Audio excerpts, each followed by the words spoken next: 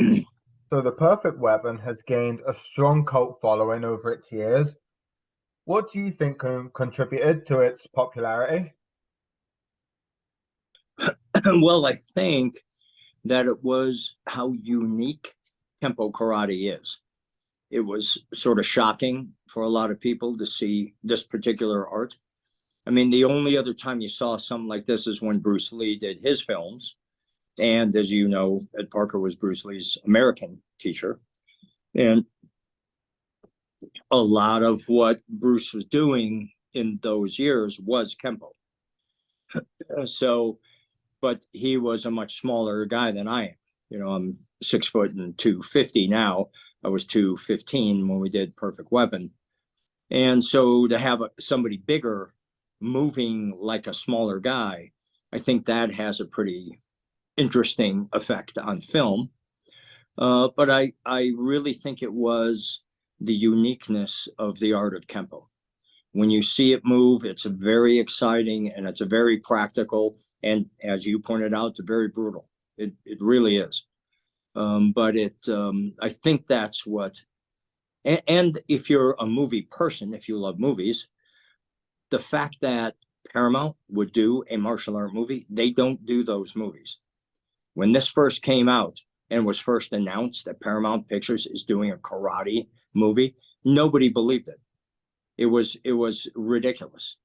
And so when it came out, of course, it got a lot of attention just because it was Paramount doing it. Um, but I really think it was the explosive nature of the art of Kempo that made it so successful. And then people as well often forget that your career, as we mentioned earlier, did go on. You went on to Yes. star in maybe about 6 or 7 other movies, headlining. Mm-hmm. One of them that I found quite fun was Street Night. What attracted you to the script of Street Night? Uh, Street Night was the second movie after Perfect Weapon, and that was part of fulfilling my legal obligation to the producer that took me into Paramount in the first place. So, as I mentioned earlier, remember there were 4 movies. Yeah. Paramount took all 4. They only made one, which left the other 3 on the table. So, because I was legally tied to that producer, he had the right to go on and make the next series of Speakman movies. And I was legally bound to do those films. So Perfect Weapon was written for me, and I participated in it, as I mentioned to you. And that was not the case in the other movies. So those movies were acquired for me, true, and rewritten for me. Yes, that's true. But I was not in the creative process of those other films. So that movie, Street Night, was completing or moving forward with completing my contractual obligation to do those next 3 movies. Did you still have a hand in choreographing the fight scenes? Yes, in every movie. So I've starred in 10, and in Perfect Weapon, of course, being the first one. So starting with Perfect Weapon and moving through on all 9 other films, I had in my contract the legal right to have final edit and final sound check on all of the fight scenes, as well as choreograph them, of course. But I mean, it's one thing to choreograph the fight scene, it's another thing to go in and edit them. Yeah. So, for example, the legal language I had to have on my contracts was that I could go in and have control of the editing of the fight scenes as long as it did not interfere with the delivery schedule of the film. So as long as I could fit their schedule, they were fine with letting me do that. So for all the movies I've done, I've actually had the opportunity to not only choreograph but actually edit and have final edit and final sound check on all of them. That's actually amazing, isn't it? Because you don't really know too It many people that get that opportunity. You bet. It's nothing short of amazing. In fact, I'll tell you a quick story. After my third movie, I think, came out, Warner Brothers approached me about doing a television series. So we went through all of that. They put me on what they called a holding deal. So they're going to hold you for a year while they develop your TV series or movie or whatever it is. Excuse me. And it's a paid position. They're going to pay you for a year because they'll hold you. You cannot go do a TV series someplace else. So if they're going to keep you from doing it, they got to pay you to do that. And that's what we did. So we got moving on that, signed the initial contract.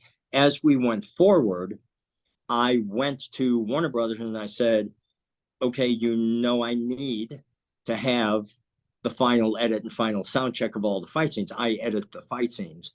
And they said, we don't do that. Actors don't do that anywhere on movies or TV in Warner Brothers. And I said, okay, got it. Here's a crazy idea. Give me another title. So you can have me as an actor and have me as a associate producer. I don't care, whatever it is. You don't have to pay me. I don't want any bigger percentage of the movie, but I want control of the fight scenes. As long as I can deliver on your schedule. I understand that's how the world works. And they said, no, we're not going to give you the right to do that. And I said, okay, I'm not doing the television series then. You either give me that right with the limitation that it has to fit your schedule, or I'm not going to approve anything, because I am not going to take the art that I'm responsible for, the integrity of the art that I'm responsible, and turn it into the hands of somebody who knows nothing about the art. Yeah. They might be great editors. They might even be great at editing action and fight scenes and car chases. That could be very well true. But unless I sign off on it, then it doesn't represent Kempo. And that's my job. And they didn't get that. They said, we don't care. And I said, okay, then I don't care. So that's why the TV series never moved forward with Warner Brothers. Excuse me. Do you know what the TV series would have been about? No, what happened was my agents told me that they were having conversations with the producers of Chuck Norris's TV series, Walker, Texas Ranger, that I would come in and do a guest role on like 8 or 9 episodes. So then in the industry, in the business, that word gets out, especially if you have the biggest agent or the biggest attorney or that's a very, very, very small group of people. And so the word got out, and that's in theory why Warner Brothers came to me anyhow. As they said, he's thinking of doing TV series stuff. That's what we hear. So maybe we want to do that with Warner Brothers. So that probably was their motivation for starting it in the first place. Back to Street Night quickly. It was a completely different take than your role in The Perfect Weapon. The Perfect Weapon was a very good martial arts movie, but Street Night was slightly grittier, more urban. And did you find that sort of a bit challenging, being your second movie, having to go that step grittier? Yes, it definitely was more challenging, but it was part of the calculus at that time. So the way the people that were on my team then, they wanted to move me more into mainstream movies that did martial arts as opposed to martial art movies. They wanted me to, because they felt I could cross over. And in fact, one of the films we did was for Universal, which was called Escape from Atlantis. So that was really a sci-fi movie. And if you watch it, there's very little martial arts in it. So that in and of itself was a breakout for me, because I was now the star of, although a different studio, still the star of a studio movie. And it was really about me being the lead of a movie that had martial arts in it, as opposed to coming into a martial art movie. Yeah. So that was an enormous success for me and for my career and for the statement we were trying to make, which is he can be a movie star independent of the karate. Now you lay the karate on top of the movie star thing, and we got Arnold Schwarzenegger meeting Bruce Lee. There's a whole lane for me to be in to continue to make movies. So that was the thinking back then. And as an actor and martial artist, how do you approach portraying like the physicality and like authenticity of like a fight scene while also maintaining the safety of everyone around you, but then also making it look realistic? Because I'm sure back then compared to now, everything was different when it came to filming a fight scene. Everything, everything was different. Yeah, it's the thing you just described is really threading the eye of the needle, because I'm moving way too fast. If I hit somebody, it would be really dangerous. If I hit him in the wrong place, like in the face and the nose and the neck, in the knee and the whatever, you can make some contact in the body, and under the clothing they have pads and things. So you can make some pretty solid contact there. And the reverse too. I got knocked around quite a bit doing my fight scenes. But as long as you're careful and that you're accurate, you can move what we would call street speed, full speed. And as long as they react at the right time of the intended hit, it will, and then you put a sound effect in and it looks like you're hitting when you're really not. But another sidebar interesting movie thing there was the stunt coordinator and second unit director of all of my movies is a guy named Rick Avery, who's one of the biggest stunt coordinators in the history of the movie business, who happens to be a 7th degree black belt in Kempo. And he was very close to Mr. Parker. So it was really great because he knew what I was going to be doing. So he would know what stuntmen to bring in to do this technique or that technique. And so it was amazing to be able to work with the guy running the stunt crew, who happens to be a Kempo guy. So that made it so much easier. But in the movie business, it's very, very, you just never, not only from one movie to the next is it different, but in the same movie. I did one of my films called The Expert, and 2/3 of the way through that movie, the director got fired. Now, you fire a director in the middle of filming a movie, that's a big deal, because there's not only all the reasons you can see that you fired him, but after he's gone, there's all these other things that come up that you didn't see, which would have been why you fired him, again. So when you fire a director and the new director steps in, then every day it's another problem that nobody saw coming. And you learn very quickly what it's like to create solutions on the fly. You're walking around with some guy with a camera on him going, okay, what are we going to shoot next? That's ridiculous, right? You don't even have a script you're working from. You got the writer, the producer, the cameraman, the director, the actors, they're all there, and everybody gets around in a corner and says, okay, here's what we got to get out of this scene, guys. What do you think? And everybody, they write things down real quick and they move the camera here and there. Okay, let's shoot it. It's complete chaos. But we did it. And I actually thought when The Expert was over that would be the end of my career.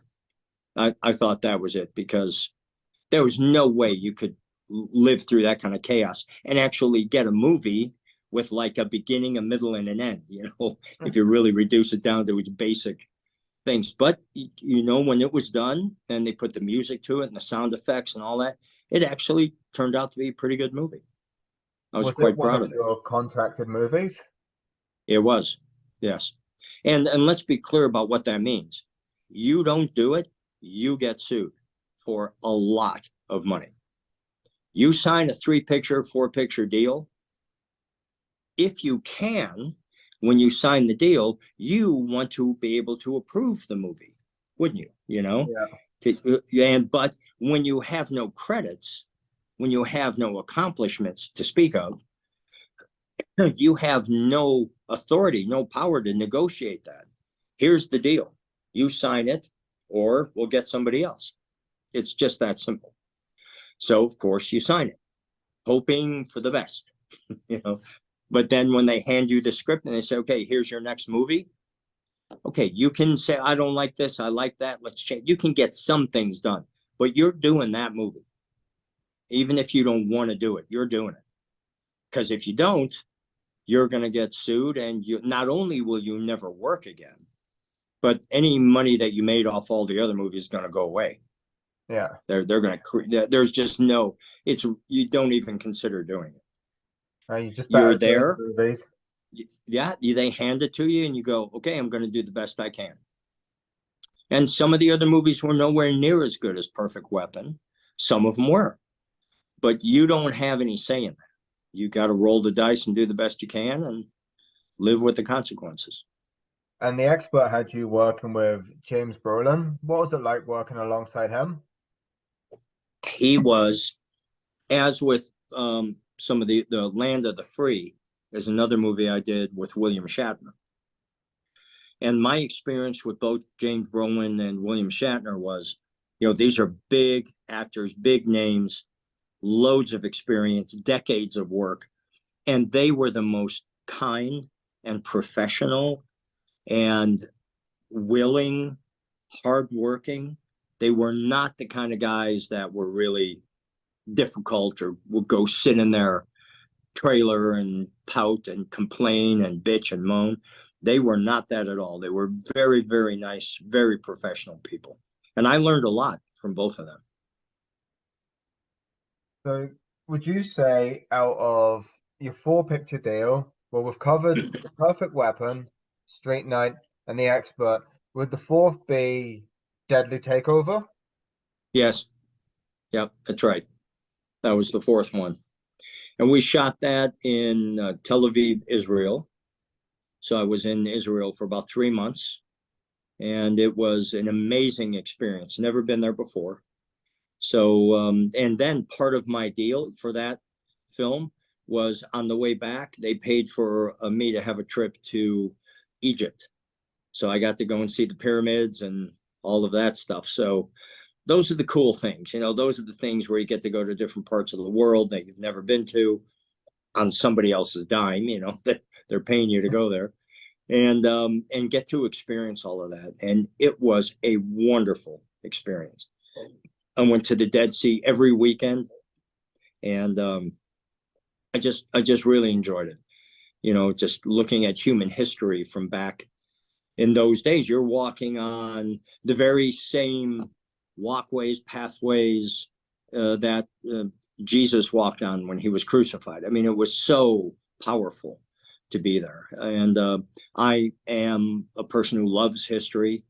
I love human history, what we've done, good and bad, to ourselves on the planet. So every time I would go there or to Greece or other famous places around the Mediterranean, I always got a thrill out of that.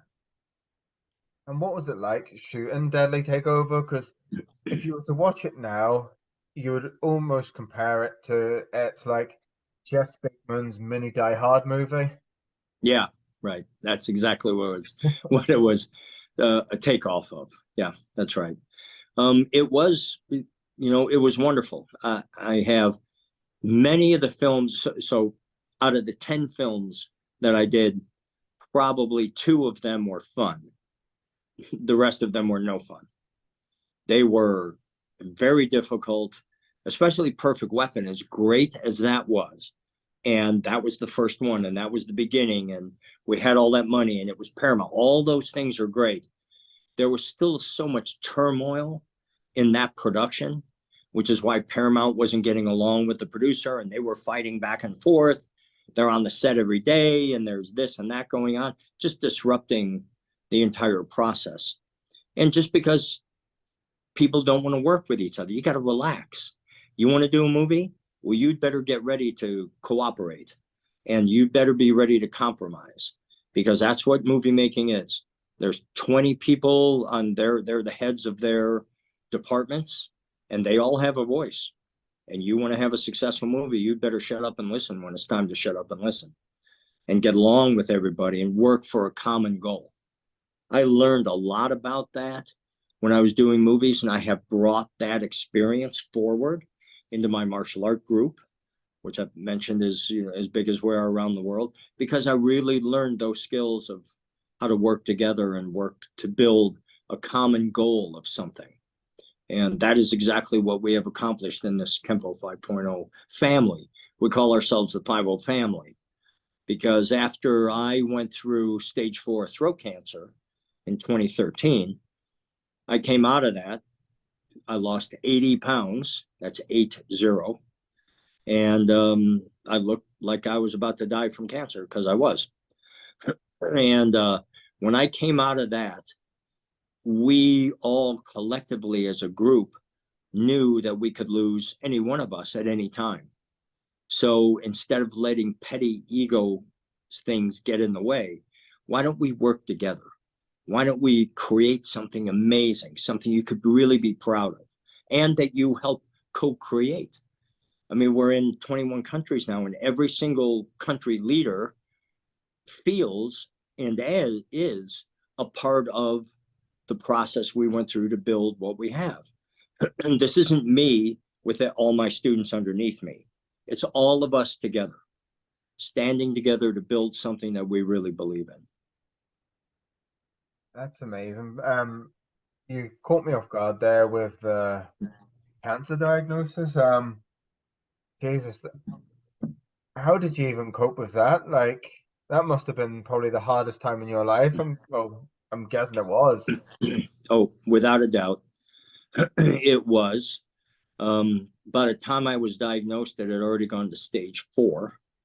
And as you probably know, stage 5, you're dead. Yeah. So I had to go through the process as quickly as possible. I went to a place called City of Hope in California, one of the top cancer hospitals in the world.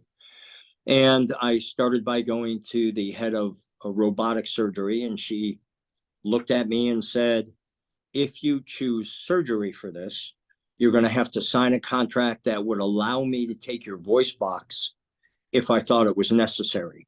Otherwise, we can't do the surgery. And I said, okay, what are the chances that you think you're going to have to take my voice box given what you have seen so far? And she said, that's very close to 100%. If we do this via surgery, you're going to lose your voice and you're going to have to speak through a synthesizer and all of that. Now, 3 days after that, I was meeting with the head of oncology, which is another world. She could only speak to me from a surgical point of view. And so I don't know if you can imagine this, but imagine sitting in that doctor's office, having her look at through an endoscope. They put a tube down your nose and goes down the back of your throat. And right there, she turned to me and told me everything I just told you. And it's such a shock. You can't imagine it. So she said, in 3 days, you're meeting with the head of oncology. They may have something different, but you need to understand that this is where you're at. And I immediately even said to her, if that is my choice, I'm just going to take my own life. I'm going to end my own life now.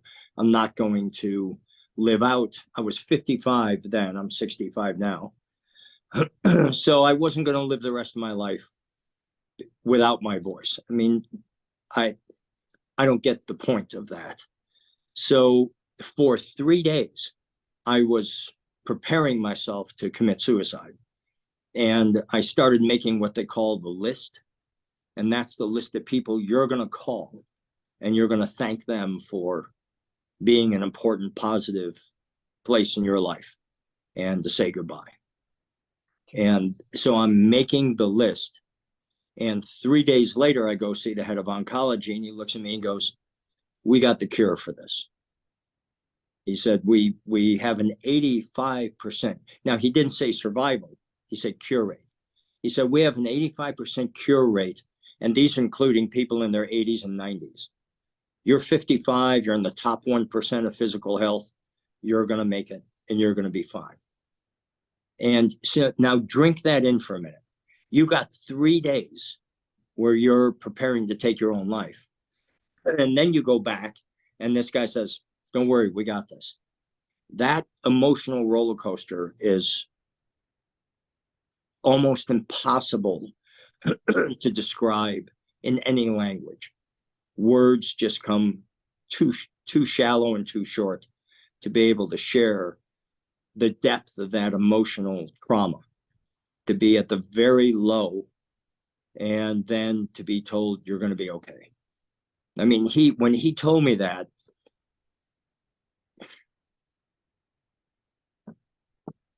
I just lost it. I became so emotional. I just couldn't withhold. I just began to weep because I was certain I was going to die. And then here's a guy who says, you're not going to die. It was so impactful. It still affects me here 10 years later. I couldn't quite get through it. So it was very, very powerful. And so I elected to go through 34 days of radiation with 8 sessions of chemotherapy simultaneous. So I was doing 8 sessions with 34 sessions. So the day I did my chemo, I'd be at the hospital 9 or 10 hours because chemo is a very slow drip in your veins. And so that was 34 days of radiation, 5 days a week. On the 32nd day, they make a mesh mask that they flip onto the table. So you're held onto the table as it goes into the radiation machine. And on the 32nd day, the radiation poisoning was creating what would be effectively a sunburn. And when your skin peels off from a sunburn, but that's what was going on inside my throat. And so a flap of skin flipped over and covered my airway. And I couldn't breathe. So I would exhale and it would blow it out of the way. But then when I would go to inhale, it would suck it back down again. Then I tried again and again. So each time I'm exhaling more than I'm inhaling. So I immediately called for help. They come running in. I'm now choking. I think I'm going to die. The table comes out. Then they have to unclip the mask because you're clipped to the table. So they got that off. I rolled off the table. Now I'm face down and I'm gagging and I'm trying to breathe. And I finally got calmed down and I got my breath back and I made it. But I was very, very close to dying right then. And I was on my hands and knees, of course. And I turned and I saw the feet of the people who had been giving me the treatment every day. And I looked up at them and I saw the look on their face. And that told me how close I was to being dead. It could have been any moment right then. So you recover and then they look at you and they go, we got to do it again. You've got to get back on the table and go back in the machine and finish. And I said, okay. So we got through that. In the next 2 days, I got through that. But I lost 80 pounds. I was emaciated. The last chemo session I had, it took them forever to be able to find the vein because I was so dehydrated. My veins had collapsed. It took quite a long time. They had to have 3 different people come in who just did that. They were phlebotomists. That's all they do. And it took 3 different people to be able to find the vein. That's how collapsed my whole life, my body was. And then how long would that have put you out of the martial arts for as well? I'm sure you had to take a good hiatus. I did. The truth is, I was out for the first 8 months of 2013. Then I started to get my strength back. They tell you it takes about 2 years to get your strength back. But then to get back to who you really are, that takes about 4 years. It is very, very hard on your body and your mind. But I made it back. I started going back to the weight room again. And I had the strength of like a 12-year-old kid. There was no gas left in the tank. I was 80 pounds lighter. I had no strength. But I started and I fought my way back. And it was the overwhelming love and affection of my Kempo 5-0 family. They came to my side. People came from out of the country just to stand next to me. My husband-wife team from Bolivia, they sold one of their cars to pay for the plane ticket to come and see me before I started my treatment. The rest of the martial art community, my fans, people all around the world, it was just a deluge of love and compassion, which gave me an enormous amount of strength, because that's the moment, and I want everybody listening to reflect on this. That's the moment when you have to ask the most important question of your life, which is, did you matter? Did you make a difference? Did you do something in this life that was important and helped other people? If the answer to that in a very raw and honest moment is yes, then I was ready to leave. I was ready to take my own life, because I really felt like the life I had led to then was a good life, and that I had done everything I could to make the world a better place before I die. So if this was it, then I was ready to go for it. Now, when I recovered from that and got my mojo back, then it was, I just had no fear. I had no fear anymore. I'm not afraid of success. I'm not afraid of failure. I'm not afraid of getting beat up. I'm not afraid of making money. I'm not afraid of losing money. It's just a different way of looking at the world. And after that moment of cancer in my life, that's when the 5-0 family really started to do great around the world, because I decided to take the leadership position that I had some fear about. You know, I wasn't as confident. But when I came out of cancer, I said, okay, that bullshit's over. We're not doing that anymore. If you like me, great. If you don't, that's great. But here we go. And it's been that way ever since.